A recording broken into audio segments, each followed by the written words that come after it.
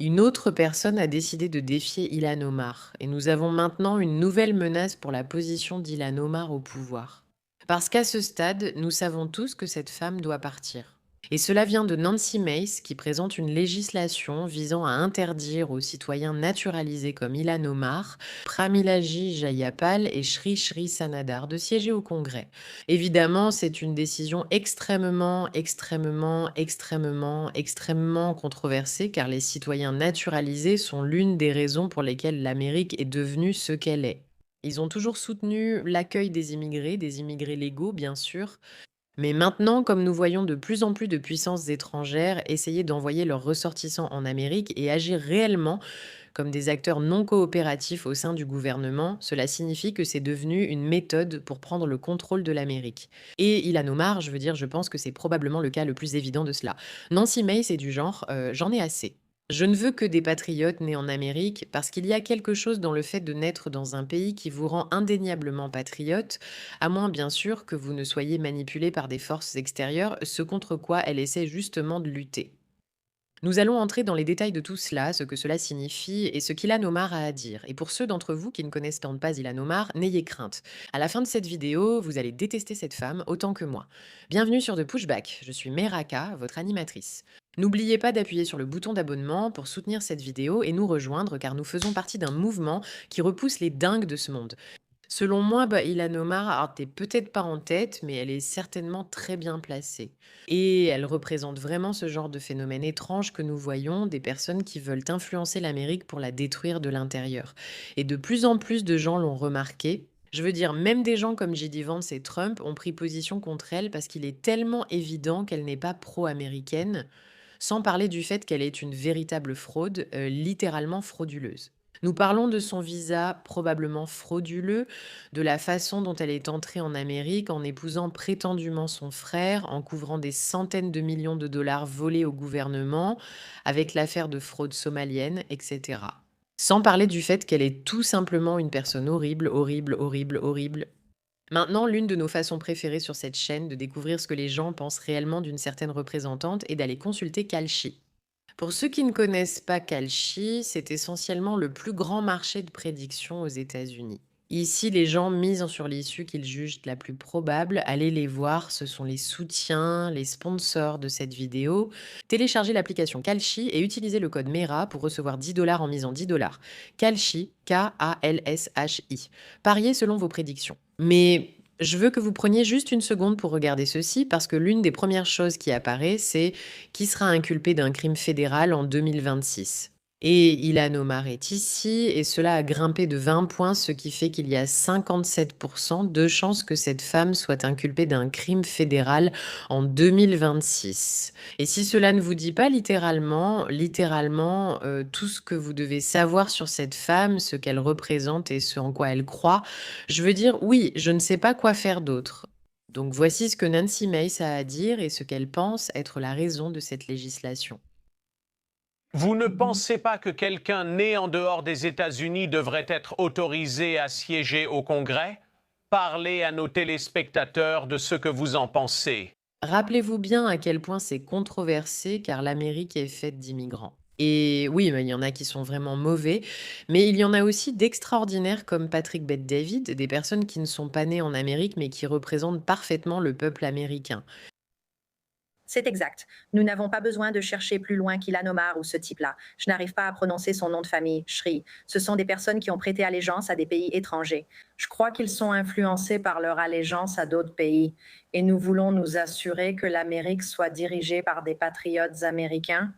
Si le président doit être citoyen de naissance, il en devrait être de même pour les membres du Congrès et les juges. C'est l'objet de ma proposition de loi, mais nous ne devrions pas nous limiter au Congrès. Chaque État devrait interdire aux étrangers ou personnes nées à l'étranger d'être gouverneurs, lieutenant-gouverneurs ou membres des assemblées législatives. Nous voyons ce qui se passe actuellement en Europe et voulons éviter que cela arrive ici, car une fois perdu, il n'y a pas de retour possible. Des citoyens étrangers naturalisés, à l'image du président des États-Unis, viennent ici et servent notre nation. Je veux dire, écoutez, je dois dire qu'elle a raison. C'est une chose inconfortable à envisager, mais si vous regardez la stratégie à l'œuvre. Avec des gens comme Mamdani, on ignore s'il est né en Amérique, mais cette influence étrangère tente de s'infiltrer, ayant déjà réussi en Europe. Vous devez vous dire, vous savez quoi, en temps normal, peut-être que nous serions ouverts aux personnes venues de l'extérieur qui ont immigré et qui sont maintenant officiellement considérées comme américaines, sans aucun problème pour nous représenter. Mais nous voyons se répéter le même schéma. Ces personnes arrivent et essaient littéralement de tout changer. Et Ilhan Omar n'est pas une exagération. On a l'impression qu'Ilhan Omar est une sorte d'agent étranger qui travaille au sein du gouvernement. Et je pense que quand on en arrive là, il faut dire d'accord, il est temps de déclarer la guerre. Je veux dire penser à la guerre froide. Auriez-vous jamais pensé qu'un gouverneur, quelqu'un qui était russe auparavant et qui s'est naturalisé américain, pourrait ensuite occuper un poste élevé au sein du gouvernement? C'est tout simplement impossible. Aucune chance que cela arrive, ou alors c'est déjà arrivé, mais je n'en suis pas sûre. C'est le genre de situation où tout le monde aurait dit: que faites-vous? Il a clairement au minimum le potentiel d'être un espion, mais il est aussi très possible que ce soit quelqu'un qui a été endoctriné contre nous et qui joue simplement un rôle pour nous saboter de l'intérieur. Et nous savons tous que le pire sabotage pour un pays ne vient pas des ennemis extérieurs. Il vient des gens de l'intérieur qui n'arrivent pas à s'organiser. Alors la question qui se pose maintenant et qu'il faut poser, c'est: sommes-nous réellement en guerre? L'Occident est-il en guerre avec des personnes d'autres pays? Nous faisons simplement semblant car il ne s'agit pas d'armes à feu. Et je pense qu'on pourrait dire, bon, si l'on regarde Ilhan Omar et sa façon d'agir, qu'on a l'impression qu'elle travaille pour le compte d'entités étrangères, quant à l'éthique. L'autre chose à remarquer est la suivante. Madame la députée, où en est l'enquête sur Ilhan Omar? Il y a, vous savez, des questions sur sa citoyenneté. Elle a été renvoyée à la commission d'éthique. Peut-on faire confiance à la commission d'éthique pour être réellement éthique et faire ce qu'il faut? Eh bien, qu'est-ce qui s'est passé jusqu'à présent? En fait, je pense que la remarque, c'est toujours « laissons le processus suivre son cours », n'est-ce pas? Ils disent toujours ça, mais rien ne se passe jamais. J'ai essayé de faire produire ces dossiers d'immigration par citation à comparaître, ceux de son frère et de son mari, et ce sont les républicains qui ont rejeté ma motion. Ce qui est intéressant, c'est que les républicains sont impliqués pour rappeler que les républicains au gouvernement ne sont pas parfaits. Oui, ils sont sans doute meilleurs que les démocrates extrêmes. Faut-il rappeler la femme qui danse de façon provocante pour obtenir le pouvoir? Cependant, en même temps, ces personnes sont corrompues. Très souvent, et je dirais même souvent, très souvent ou non, absolument, les personnes qui parviennent à entrer au gouvernement sont des individus corrompus. Et donc, de tous les côtés du spectre, ils ont des raisons pour lesquelles ils veulent protéger leur vie privée. Et une fois que vous commencez à leur ouvrir cette porte, alors vous avez un problème. Si vous permettez aux gens de commencer à enquêter sur ce qui se passe en coulisses, les choses qui, en tant que gouverneur ou membre du Congrès, vous jouissez d'une certaine protection. Vous avez la capacité d'empêcher les gens de vérifier cela, l'immunité. Alors vous ne voulez pas que les gens s'y intéressent. Et cela vaut autant pour les républicains que pour les démocrates. Les gens ne veulent pas que leur passé soit exposé. Et c'est ce qui est très très intéressant à ce sujet, c'est le fait qu'il est si facile de devenir un gouverneur manipulé et corrompu qu'il faut vraiment mettre en place une sorte d'infrastructure pour s'assurer que les pires types de personnes n'accèdent pas au pouvoir. Comment faire cela tout en préservant la liberté? Eh bien, ce qu'elle dit est intéressant, c'est intéressant, et je suppose qu'il faut juste se rappeler qui est Ilhan Omar simplement pour poser les bases. Probablement, nous sommes préoccupés par ce qui se passe. Pourquoi ne voulez-vous pas nous parler? 15 000? Enfants, 40 000 personnes.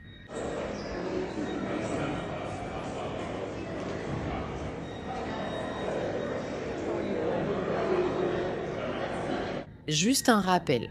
Juste un rappel que cette femme, d'accord, le gouvernement américain la vise désormais parce qu'il semble qu'elle ait travaillé pour le gouvernement cubain en tant que marxiste. Je pense que tout le monde devrait le savoir pour remettre les choses en contexte. Mais souvenez-vous, moi, cette histoire avec Ilhan Omar prend de l'ampleur. Je trouve que cet humoriste lui rend justice. Regardons. Ilan, peux-tu s'il te plaît te barrer du Minnesota? Oui, tu as environ 30 millions de raisons d'aimer le Minnesota, petite garce frauduleuse.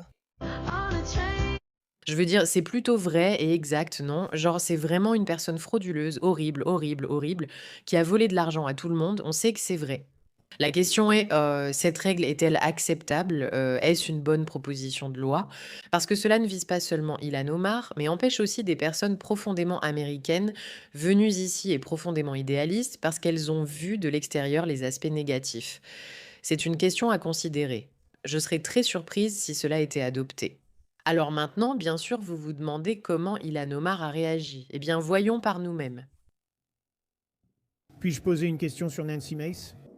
Elle a proposé une résolution qui interdirait aux personnes nées à l'étranger de siéger au Congrès.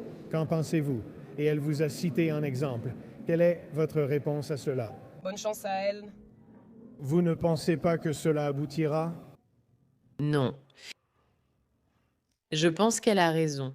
Bonne chance à elle. Je doute qu'une telle chose avance. Mais Ilhan Omar doit comprendre que des gens la poursuivent et que son heure approche. Simplement parce que cela va provoquer un tel remue-ménage auprès des gens qui élisent parfois des gouverneurs et qui se disent: attendez une seconde, nous voulons pouvoir avoir une représentation qui ne soit pas seulement composée de citoyens naturalisés ou qui ne soit pas seulement composée de citoyens non naturalisés. Mais le temps nous le dira. Bonne nouvelle. De plus en plus de gens voient qu'Ilhan Omar est corrompue. Ce phénomène ne la concerne pas seulement. Oui, elle doit quitter le pouvoir. Mais qu'en est-il des autres, des entités similaires? Que fait-on à leur sujet? Nous verrons si cela fonctionne. Merci pour votre attention.